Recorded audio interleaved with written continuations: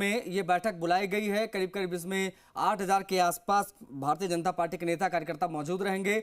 सुबह से ही तमाम क्षेत्रों से जो कार्यकर्ता पहुंचे हुए हैं वो लगातार यहां पर अपनी एंट्री करा रहे हैं। उसके बाद में 11 बजे के बाद ये तमाम चीजें यहां पर दिखने लगी हैं। तमाम बड़े नेता पहुंच चुके हैं और हमारे सहयोगी अभी बात भी कर रहे थे। आपने देखा किस प्रकार से बातचीत करते दिखाई दिए हमारे सहयोगी और सबके क्या रिएक्शंस आ रहे हैं। एक बार फिर से जुड़ने की कोशिश करेंगे विष्णु से। मुझे लगता है विष्णु तक अब आवाज मेरी पहुंचने लगी होगी।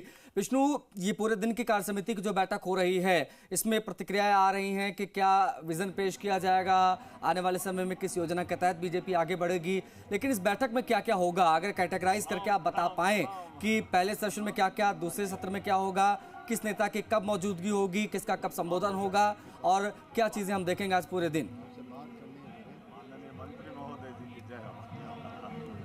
अब बिल्कुल आज पूरे दिन क्या रहने वाला है इसको लेकर बात करते हैं। मेरे साथ पूर्व सांसद नारायण पंचारिया है और यहाँ पर बीजेपी की जो चुनाव की कमान थी वो उन्होंने संभाली थी।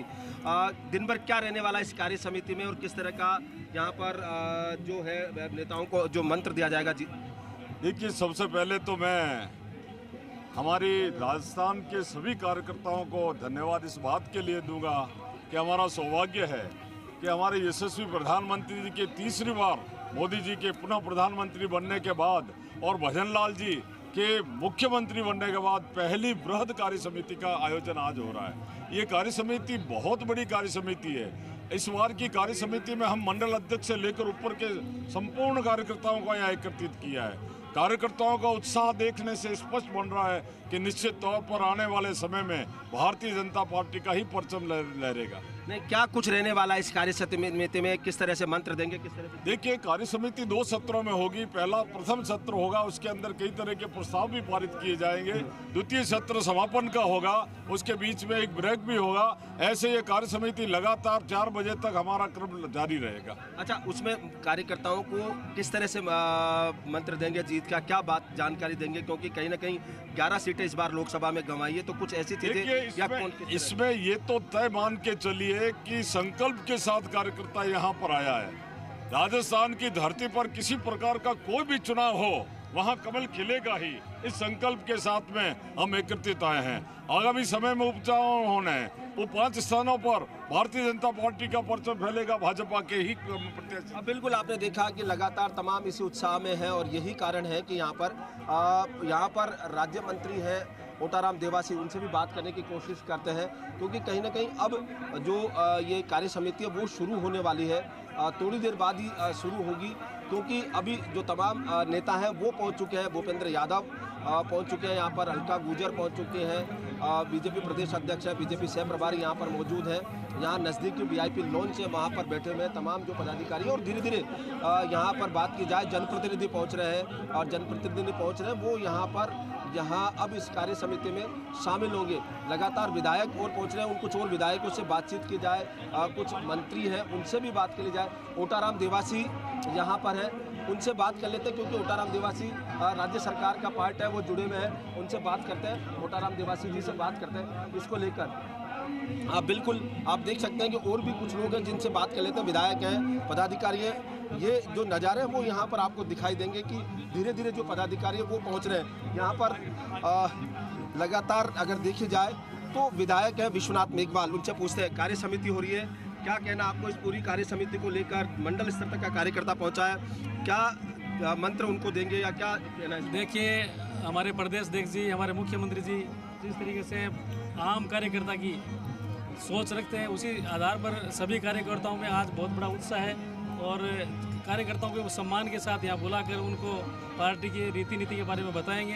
मैं समझता हूँ कि पार्टी बहुत ही अच्छी लाइन पे काम करेगी। टारगेट कार्यकर्ताओं को दिया जाएगा, क्योंकि मंडल स्तर तक का कार्यकर्ता आ रहा है महामंत्री तक। ये हमारी पार्टी की परंपरा रही हुई है, पार्टी हर वक्त एक्टिव रहती है, हर वक्त कार्यकर्ता की बात सुनती है। अंतिम छोर पर बैठे हुए आदमी तक हमारी योजनाओं को पहुंचाने का काम कार्यकर्ता ही करता है। लोकसभा चुनाव में 11 सीटें गंवाई, क्या उसको लेकर भी यहाँ पर बातचीत होगी या लोगों को जो मनोबल गिरा है उसको बूस्टअप करने का? ऐसा है, ये तो पार्टी की समीक्षा होती है, वो सभी स्तर पे समीक्षा की जाएगी। बिल्कुल, ये थे विधायक विश्वनाथ मेघवाल, जिन्होंने कहा कि यहाँ रीति नीति का कार्यक्रम होगा।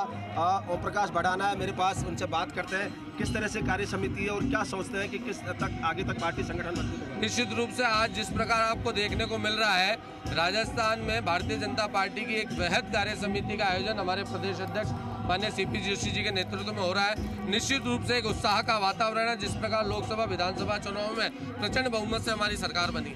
बिल्कुल आप देख सकते हैं कि यहाँ पर कुछ केंद्रीय मंत्री और जो बात की जाए जिसकी हम कर रहे थे वो यहाँ पर पहुँच चुके हैं। आप देख सकते हैं सीधी तस्वीरों के जरिए ये यहाँ पर आपको सीधा नज़ारा दिखाई दे रहा है कि पूर्व सांसद पहुंची है यहाँ पर और अन्य लोग हैं जो वो यहाँ पहुंच रहे हैं। ओम प्रकाश माथुर वो पहुंचे हैं।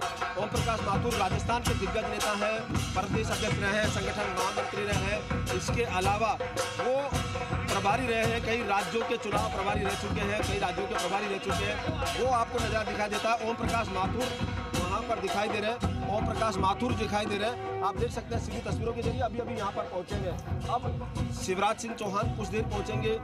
यहाँ तमाम जो नेता है वो पहुँच रहे हैं। एक VIP लॉन्च जो बनाया गया वहाँ तमाम लोग नेता है वो पहुँच रहे हैं। धीरे धीरे यहाँ नेताओं के पहुँचने का सिलसिला शुरू हो रहा है और अभी विधिवत रूप से यहाँ पर ये वर्किंग कमेटी कुछ देर बाद शुरू होने वाली है, क्योंकि लगातार जो नेता है जब यहाँ पहुँचेंगे तो उसके बाद मंच पर पहुँचेंगे। मंच का नज़ारा अभी हमने दिखाया था और अब ये कार्य समिति जब यहाँ पहुँचेगी तमाम उनका कहना यही है कि क्योंकि पहली बार इस तरह से मंडल स्तर तक का कार्यकर्ता प्रदेश स्तर के नेताओं के साथ बैठकर विचार मंथन होगा, राष्ट्रीय स्तर के नेता होंगे, ये तमाम यहाँ पर इस बात को लेकर चर्चा करेंगे कि किस तरह से संगठन को मजबूत बनाया जाए, आगे संगठन को कैसे ले जाया जाए, आगामी जो कार्य योजना है उन पर किस प्रकार काम किया जाए। इन तमाम बातों को लेकर यहाँ पर चर्चा मंथन किया जाएगा।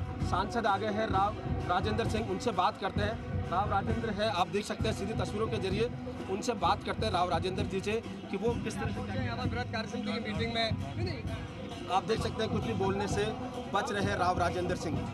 ये इन्होंने बात करने से इनकार भी कर दिया क्योंकि कहीं ना कहीं नेता हैं वो बोलने से भी बच रहे हैं कि कार्य समिति में क्या होगा, कहीं ऐसी बातें निकल जाए जिससे कहीं लेने का देना पड़ जाए। तो ऐसे में ज्यादातर नेता बोलने से बच रहे हैं। हालांकि तमाम नेताओं का एक ही बात है कि पार्टी को मजबूत किया जाएगा। तमाम नेता शामिल हो रहे हैं, कोई बोलना चाह रहा है, कोई बचकर भाग रहा है। खैर ये उनकी अपनी मर्जी है, लेकिन मुख्यमंत्री भजनलाल शर्मा इनकी बात बहुत जरूरी हो जाती है क्योंकि ये भी बैठक में शामिल हो रहे हैं और संगठन पर फोकस है इस पूरी बैठक में क्योंकि मेन काम संगठन का है। अब मुख्यमंत्री भजनलाल शर्मा जब इस बैठक में शामिल होंगे तो उनका एक विशेष संबोधन भी होगा। उस विशेष संबोधन पर क्या दिख सकता है, हमें क्या बोल सकते हैं, विशेष तौर पर क्या फोकस हो सकता है, क्योंकि अभी बजट आया है 2 दिन पहले ही भजनलाल शर्मा का, फुल फॉर्म में है इस वक्त भजनलाल शर्मा। उनका संबोधन कितना महत्वपूर्ण और क्यों आखिर नजरें रखनी चाहिए मुख्यमंत्री के संबोधन पर?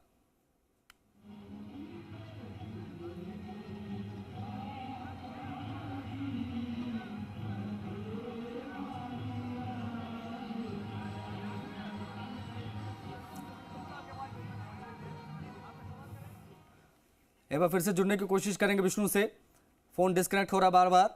लेकिन आपको बता दें कि आगामी कार्य योजना के रूट मैप पर मंथन होगा। संगठनात्मक मजबूती पार्टी को कैसे दी जाए इस पर भी बात होगी।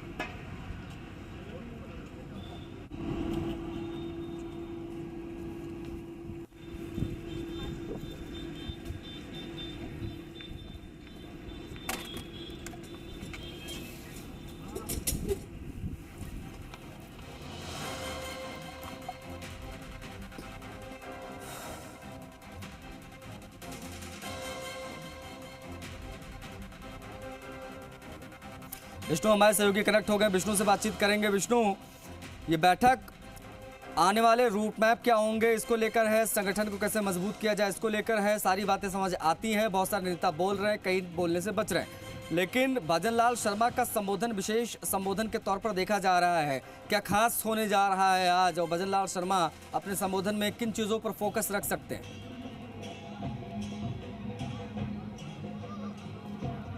अब बिल्कुल बजट यहाँ अच्छा दिया है, उसको इम्प्लीमेंटेशन का होगा। बात करते हैं उनसे। हमारे बेटा में इसको लेकर कार्यकर्ताओं को आमंत्रित करके पार्टी की रीति नीति, अगला टास्क